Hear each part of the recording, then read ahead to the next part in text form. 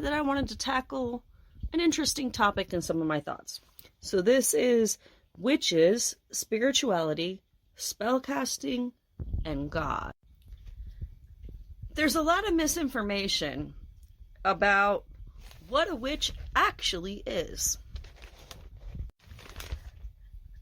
The Bible verse that says a witch can't be suffered to live, however, I don't feel it applies to healers, prophets, manifestors, or even other herbal and metaphysical practitioners. In fact, the type of witch I believe was being referenced is the poster child for wickedness and procurement, in my honest opinion, Ghislaine Maxwell. That is the type of person who procures victims for horrible ritualistic abuses. We've heard some of the stories, but certainly not all. And I feel compelled to discuss the difference in light wielding and healing mediums compared to the types of people who would make Elizabeth Bathory pale in comparison. And if you don't know who Elizabeth Bathory is, she's Countess Bathory, and she was an aristocrat in history who was known for luring young women, particularly virgins, in her town to be SA'd and unalived so that she could bathe in their blood. And she believed that if she did that, that she would somehow retain her beauty and stay young, and her, she would just be constantly rejuvenated and never experience aging. These are the types of people I believe were being referenced here. I also connect this to another scripture that states, if you harm children, you should tie a millstone around your neck and cast yourself into the deepest part of the sea. Which I believe it actually says it is better to tie a millstone around your neck and cast yourself in the deepest part of the sea than to harm the littlest of mine. That to me tells me a lot, y'all. I mean, that says a lot. This idea that healers, powerful women, beautiful and wise women were evil witches is a lie appropriated to exterminate women, which are the embodiment of the spirit of wisdom. In case you don't know, that is Sophia. She is actually talked about in several different instances of the Bible as well. There's a passage that says, wisdom cries aloud in the streets, but all refuse to hear her. And so, yet again, we see how the basis for belief here that I formed has led me to this conclusion that those women were powerful, living goddesses of creation. The church sought to martyr them just as Yahushua was martyred. That brings us to the question of why. And the answer would be to silence the truth and to prevent people from defying the church, which is all about control and propaganda, as well as appropriation to coerce people into submission. And then there's another thing that many try to use to discredit witches. And that is the belief that using incense or believing in astronomy and astrology are evil crafts that are meant to dissuade us. While there are definitely many different types of spells and incantations and multiple things that one can do to engage in dark entities, specific types of portal tools must be used or made for that purpose.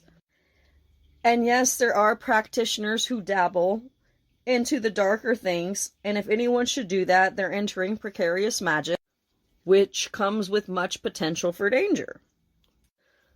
Of course, you have the free will to do what you want with your abilities. This is what you must understand. However, looking to the stars for signs in the seasons is also one of the scriptures as well. It tells people to pay attention to these things. And then you need to realize that it tells you that it will show you the seasons and the stars. And the Reyes Magos, the Magi, also known as the three wise men, although there were a lot more than just three, were led to Yahushua in Bethlehem because of following a star. So in summary, I believe the people who predate on innocent children and perform rituals to entice dark entities are what the Creator was saying shouldn't be suffered to live. Not the manifestors and practitioners like the three wise men, prophets, oracles, and healers, or empaths who do works to heal and assist their fellow human beings. But if you knew the ability that you had, Yahushua said, greater works can you do than even I. And so the church didn't want you to know that. And you need to understand that with everything that's taken out of text and out of context and subtext and everything else and how it's put together, it's all to form an agenda here. And the agenda suited whatever the church's desires were at that time. And so that is why we had like the Salem witch trials and Spanish Inquisition. And the great thing is, if you watch The Pope's Exorcist, which is a really good movie,